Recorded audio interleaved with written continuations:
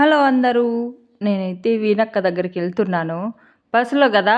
బస్సులో ఇప్పుడు ఫ్రీ బస్‌కి జనాలెక్కువైతున్నారు. సీట్లు అస్సలు ఉండట్లేదు. చీర కట్టుకుంటే కంఫర్ట్ ఉండదని జెప్పేసి నేనైతే డ్రెస్సే ఈ మధ్య ప్రిఫర్ జేస్తాను. కాకపోతే ఎప్పుడో ఒకసారి చీరలు కూడా కట్టుకోవాలి గదా! చూసేవాళ్ళు అమ్మ కూతురు ఇద్దరు డ్రెస్సులేస్తుంటారు అనుకుంటారు. కానీ మన కంఫర్ట్ గూడా మనకు ముఖ్యమే గదా! ఆ బస్సులో నిల్చుకొని అసలు ప్లేస్ ఉండదు. ఇప్పుడు అందుకోసం నేనైతే డ్రెస్సే కంఫర్ట్‌గా అనిపిస్తది. చేతులు పైకెత్తి పట్టుకోవాలన్నా, పక్కన సీట్లు పట్టుకోవాలన్నా కొంచెం ఇబ్బందిగా ఉంటది చీరైతే. అందుకోసమని డ్రెస్సే ప్రిఫర్ జేస్తాను. అయితే పిల్లల్ని వదిలేసి ఎళ్తున్నా గాబట్టి పొద్దున్నే ఇండ్లలకి ముగ్గు పెట్టేసి, దీపం పెట్టేసి, స్నానం చేసిన తర్వాత వాళ్ళకైతే చిత్రాన్నం కట్టిచ్చాను. చిత్రాన్నం చేయి మమ్మీ అన్నారు. ఇంకా యూనిఫార్మ్‌లయితే ఉతికేసాను. ఒక వాయి ఆరబెట్టా. ఇంకొక వాయి రూపాని అట్లా ఆరబెట్టేసుకోమ్మా అని జెప్తున్నాను. ఎందుకంటే నేను ఆదివారం గదా వెళ్తుంది. ఇంక సాయంత్రం వస్తాను. ఏ టైం వస్తానో గూడా తెలీదు. అందుకోసం అని జెప్పి తననైతే ఇట్లా ఆరబెట్టేసేయి నాన్న పిండేసి అని జెప్పా. ఇంకా నేను పొద్దున్నే పనికి పొయ్యొచ్చి అంటే 4కు లేసాలండి. ఇంక మొత్తానికైతే వీణా దగ్గరికెళ్ళి వీణాను పికప్ చేసుకున్నా. వీణాతో పాటు ఆ పక్క ముస్లిం అమ్మాయి గూడా ఉంది మా పక్క. కాకపోతే తనని చూపియట్లేదు. ఎందుకంటే మా బాధ మీ మీద పడదాం పక్కనోళ్ళని ఎందుకు చూపిచ్చడం అనేసి. ఇంక ముగ్గురమైతే ఒక సీట్‌లోనే ఉన్నాము. అమ్మాయి అయితే నిద్రపోతుంది. మేమైతే అలా వీడియోస్ తీసుకుంటూ అలా సరదాగా అయితే వచ్చేస్తున్నాము. మా వీణ అయితే "అన్నం తినమ్మాము" అని చెప్పింది. అంటే నేను బస్ స్టాండ్‌లో పడ్డాను. లేయలేకపోయా చానా సేపు. బస్ కోసం ఎదురు చూస్తూ అట్లా అనమాట. నైట్ అయితే మేమొచ్చేసరికి 9 అయింది. ఫుల్లు వర్షము. ఇంకా ఆటో బాడిక్కి తీసుకొని ఆ పిల్లని వాళ్ళ ఇంటికాడ ఇసిపెట్టేసి మేమైతే ఇంటికొచ్చి మరుసటి రోజు మళ్ళీ మదనపల్లికైతే ఎళ్ళాము. ఇంగ అక్కడ మీటింగ్ అయితే జరిగింది. మేమైతే ఫ్రంట్‌లోనే కూర్చున్నాం గానీ, అవకాశం వచ్చింది కూర్చోడానికి. అందరికంటే లాస్ట్ ఎళ్ళాము. ఫుల్లుగా అయిపోయినారు. బట్ పేరెంట్స్‌ని నిల్చుకోనివ్వద్దు, కూర్చోబెట్టండి. వాళ్ళకు గౌరవ మర్యాదలు అందించే బాధ్యత మనది అని జెప్పి అక్కడ ఉన్న మంత్రివర్యులు అన్నారు. ఇంక అందుకోసం మమ్మల్నయితే ముగ్గురిని తీసుకొచ్చి ముందు పక్కయితే కూర్చోబెట్టారులెండి. చానా సంతోషం అనిపిచ్చింది. అక్కడున్న రెస్పెక్ట్ గాని వాళ్ళేమో బాగా రిసీవ్ చేసుకున్నారు. అందరికీ గౌరవ మర్యాదలతోటి అన్నీ చేయాలనుకున్నారు. కానీ అక్కడున్న స్టూడెంట్స్ గానీ, పేరెంట్స్ గానీ అసలు సపోర్ట్ చేయలేదబ్బా! వాళ్ళేమనుకున్నారంటే తల్లిదండ్రులకి హ్యాపీ ఎప్పుడుంటదంటే బిడ్డలు మంచి మార్కులు తెచ్చుకున్నప్పుడే గదా! తల్లి, తండ్రి, బిడ్డకు ముగ్గురికి కలిపి ఇట్లా ఫోటో దిగుదాము అని జెప్పి అని ప్లాన్ జేసిండ్రు. కానీ అస్సలు సపోర్ట్ చేయలేదు. జనాలు ఒకటేసారి గుమిగూడిపోతున్నారు. ఇలా అయితే టైం సాయంత్రం అయితది. మనకు ప్రోగ్రామ్స్ ఇంకా ఉన్నాయి అని జెప్పి, ఇంకా ఓన్లీ స్టూడెంట్స్‌నే రమ్మని జెప్పి చెప్పారు. ఇంకా అలా అయితే అయిపోయింది ఫోటో సెక్షన్ అంతా. బయటైతే ఇలా ఫోటోస్ దిగుతున్నారు మళ్ళీ కొందరు. మా పిల్లల్ని గూడా ఆడ నిలబెట్టి చేశాము. ఇక్కడైతే మీడియా వాళ్ళు ఆ అబ్బాయి సీబీఎస్ స్టూడెంట్స్ అంట. ఆ అబ్బాయికి గూడా మంచి మార్కులొచ్చాయంట. ఇక్కడ గంగనపల్లి అనుకుంటా మన రామాపురం దగ్గర లక్కడిపల్లి దగ్గర. ఇంకా ఆ అబ్బాయికి గూడా అట్లా మీడియా వాళ్ళు తీసుకుంటున్నారు వీడియో అయితే. మా పిల్లలకైతే మేమే ఫోటో సెక్షన్ అయితే మేమే తీసేసుకున్నాము. ఇలా కొంచెం వీడియో గూడా తీశాలేండి నేనైతే. ఇంకా ఇద్దరు ఆడపిల్లలు, ఇద్దరు మగపిల్లలకైతే వచ్చాయి. బిర్యానీ కావాలి మమ్మీ అనింది. అందుకని ఒక ప్లేట్ బిర్యానీ తీసుకున్నాము. ఇంకా దీంట్లో ఊరగాయ అయింది. టమాటో ఊరగాయ వినా ఇట్లా కవర్ పెట్టేసుకో. ఇంకా ఓలిగలు ఇవి కూడా ఓలిగలే. ఇదిగో బిస్కెట్లు నీకు 2, లడ్డుకు 2 బిస్కెట్లు. ఇంకా బిర్యానీ, ఇది రైతా తీసుకోండి. ఇంకా వీణ కోసం కొన్ని తినేటి తీసుకొచ్చా. పొద్దున్నే దోశకు బియ్యం నానబోసా. ఇప్పుడు దోశ పిండి కొట్టాలా. రేపు వడలు చేసి చికెన్ తెద్దామని అలసంద వేళ్ళు కూడా ఇడబెట్టా. రేపు ఎట్లయితుందో ఎన్ని పనులు ఉంటాయో. రైతా అంటే తీసి ఎట్లా కవర్లో ఉంది. ముగ్గురు ఎన్ని రోజులైందో కూర్చొని తినలే మీరా. లడ్డు పొద్దున అడిగిందంట వీణాను ఎప్పుడు పోతావు మే నువ్వు అని. ఏమి అంత కసి గుడ్ల కోళ్ళు మాత్రం ఉండారు ఇద్దరు తిని. వీణాకి అవార్డు వచ్చినందుకు వీణాకే కాదు అక్కడ చాలామంది వచ్చారు. చాలా అయితే ఫస్ట్ ఏం చెప్పినారంటే పేరెంట్స్, పిల్లలు, కలెక్టరు, అక్కడున్న మంత్రులు వీళ్ళు అందరూ కలిసి ఒక గ్రూప్ ఫోటో లాగా తీసుకొని అందరికి షేర్ చేద్దాం అనుకున్నారు. కానీ అక్కడ వెళ్ళిన తర్వాత చాలా గందరగోళం అయిపోయింది. పేరెంట్స్ అసలు సపోర్ట్ చేయలేదు. గుంపులుగా రావడం జరిగింది. ఈ విధంగా అయితే లేట్ అవుతుంది. సాయంత్రం వరకు అయినా కానీ 188 మందికి ఇవ్వలేమని చెప్పి అక్కడున్న మదనపల్లి ఎమ్మెల్యే గారు అన్నారు. కాబట్టి ఇంకా ఓన్లీ స్టూడెంట్స్ మాత్రమే రమ్మని చెప్పి స్టేజ్ పైకి కలెక్టర్ గారు మెడల్ వేసి అది చెక్ అందజేసి సర్టిఫికెట్ లాగా ఇచ్చారు. అట్లయితే సాగిపోయింది అక్కడ. ఇంకా మంచిగా భోజనాలు అయితే పెట్టారు. తినేసి 1 గంట పైన 2 దాకా అయిందనుకో వచ్చేసాము. మళ్ళీ విశాఖపట్నం స్కూల్కి వచ్చిన తర్వాత అక్కడ టీచర్లతోటి మళ్ళీ ఫోటో దిగి అలా అయితే రావడం జరిగింది. ఎందుకంటే మెయిన్ పిల్లలు మంచి మార్కులు రావడానికి వాళ్ళ స్కూల్ తరపున స్కూల్ టీచర్లది ఎక్కువ ప్రోత్సాహం ఉంటుంది, కష్టం కూడా ఉంటుంది. పిల్లలు ఎంత కష్టపడి ఉంటారో టీచర్లు కూడా అంతే కష్టపడి ఉంటారు. అందుకే ఈ స్థాయిలో వాళ్ళు రావడానికి జరిగింటుంది. కాబట్టి వీళ్ళకి అవార్డు వచ్చంటే నాకైతే చాలా ఖుషిగా ఉంది లోపల. చాలా చాలా చాలా కష్టపడింది అబ్బా. కాకపోతే ఫస్ట్ ర్యాంక్ రాలేదని చాలా బాధపడింది, చాలా ఏడ్చింది కూడా. నేను కూడా అనుకున్నా చాలా కష్టపడింది ఈ పిల్ల, నిద్రపోకుండా సరిగ్గా తిండి తినకుండా మార్కులు ఎందుకు పోయిలా అని నాకు కూడా బాధ వేసింది. మా మీద ఏడిసేసరికి నాకు కూడా ఏడుపు వచ్చింది. అయినా పర్వాలేదులే. అందరితో పాటు మా పిల్ల కూడా చెక్కు 20,000 చెక్కు తీసుకుంది, మెడల్ తీసుకుంది, కలెక్టర్ గారితో ఫోటో దిగింది. హ్యాపీ సాల్. అదే మూమెంట్తో లైఫ్లో ఏదో ఒకటి సెటిల్ అయితే ఇంకా అంతకంటే హ్యాపీగా మనకి ఏముంటుంది చెప్పండి. పిల్లలు కష్టంగా ఉంటుందా. ఇంకా మేము రాయచూట్లో దిగి సార్ వాళ్ళందరూ వచ్చేసిండ్రు. పేరెంట్స్ 4 పిల్లల పేరెంట్స్ మేము వెళ్ళాం కదా. మా వీణాకు అద్దాలు లేవు, ఇరిగిపోయినాయి. అద్దాలు తీసుకొని ఇంకా తినేటి ఏం లేవు, తినేటి తీసుకొని వచ్చాము.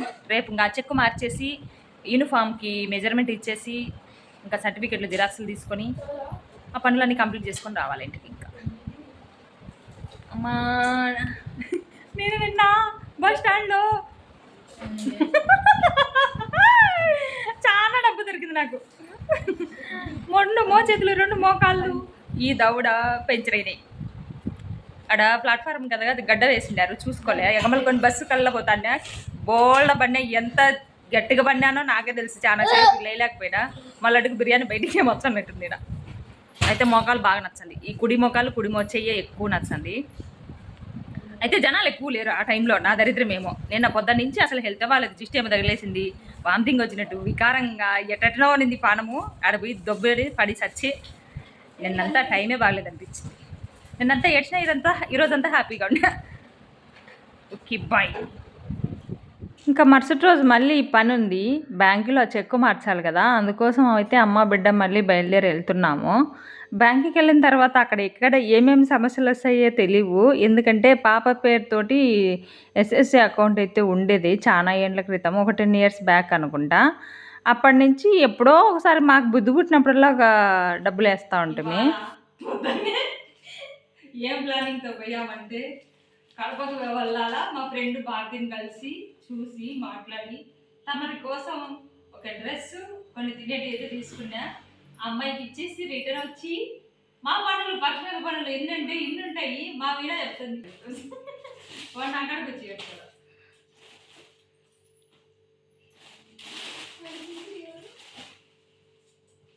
వావ్ గమ్ముకున్నాడు అతని కాడ.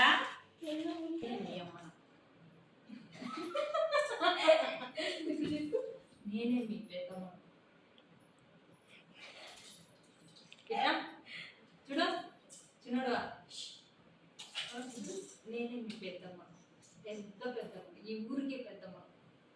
ఇప్పుడు అయినా రావాలి, ఈ ఊరికి పెద్దరాజు పెద్దమ్మ.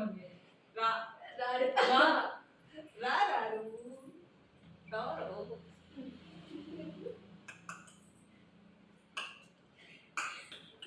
చెప్పు.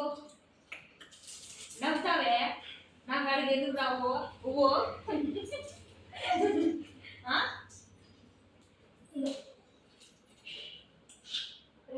లడ్డు ఉండదా నీకు ఇస్తా, పానీపూరి ఉంది నీకు ఇస్తా, సమోసా ఉన్నది మొత్తం సమోసా పట్టుకున్నాడు పట్టుకుంటే చికెన్ ముక్కలు ఎందుకు పెడతారా అప్పచ్చ పెడతా.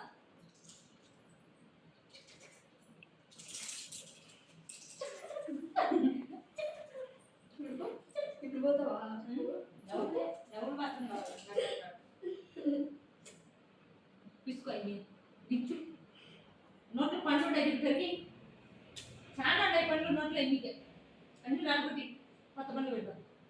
పండ్లు చాలా ఉంటాయి కోరికి నువ్వు తెలియదు అంత చిన్న ఉంటుంది.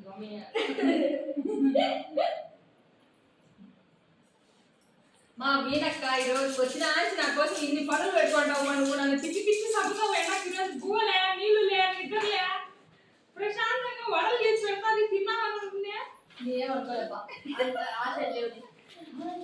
అన్ని పనులు ఎక్కబెట్టుకొని ఉంటది నా కోసం తిప్పి తిప్పి ఎండకు సంపేసి దేశం అంతా తింటున్నాయి లక్కడి బళ్ళు అంతా తిప్పింది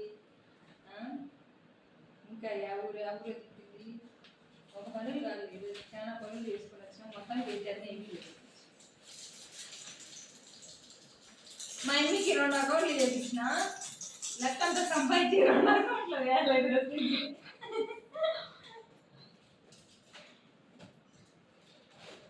ఉప్పు పప్పు సబ్బులు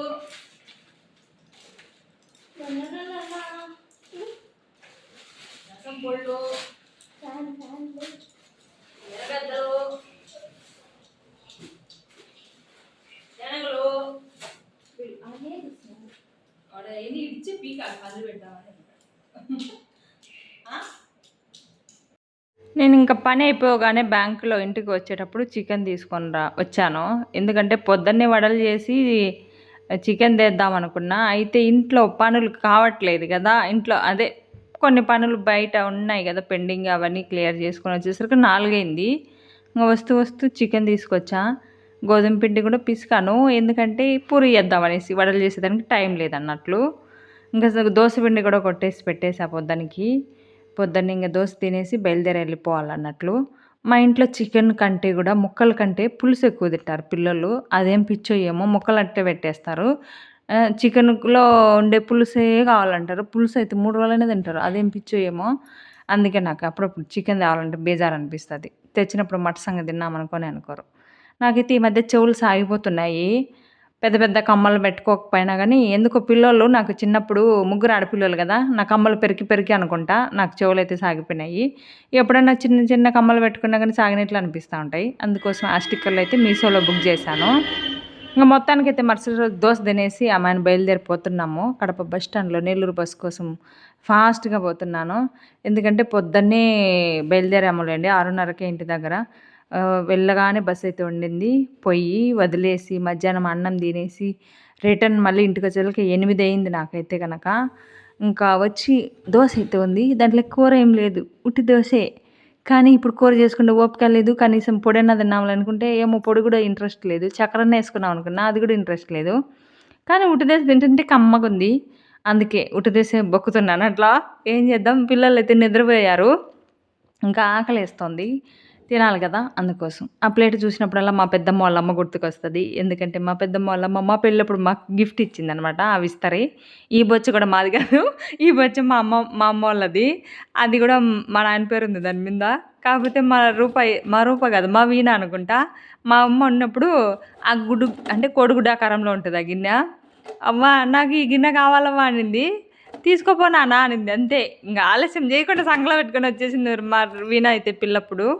అది చూసినప్పుడల్లా నాకు అవే గుర్తుకొస్తూ ఉంటాయి అనమాట. ఏ గిన్నెలో ఏం తిన్నా కానీ ఈ గిన్నె ఎవరిది, ఈ చెమ్మడిది, ఈ గ్లాస్ ఎవరిది అని చెప్పి. అంతే కదా, మర్చిపోకూడదు ఇచ్చిన వాళ్ళని. కాబట్టి ఇంకా పుచ్చకాయలు అయితే వచ్చాయి ఈరోజు. మా లడ్డు ఎప్పుడప్పుడు పుచ్చకాయల మీద పిచ్చి ఎక్కువ కాబట్టి 100 ఇచ్చి 3 తీసుకున్నా.